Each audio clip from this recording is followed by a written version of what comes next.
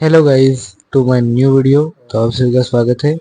तो इस एक्सपेरिमेंट को करने के लिए हम एक बीकर लेंगे और एक चम्मच हल्दी और मोबाइल लेंगे और मोबाइल की फ्लैश चालू करके उल्टा रखेंगे और उस पर बीकर रखेंगे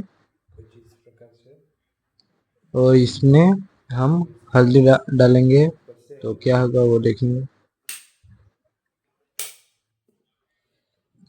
लाइट बंद करने के बाद हम यह हल्दी इस बीकर में डालेंगे और ये देख सकते हो कैसे दिख रहा है।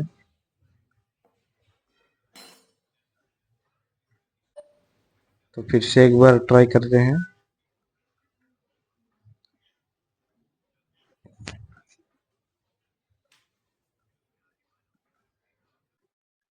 तो इसे हम स्लोमो में देखेंगे।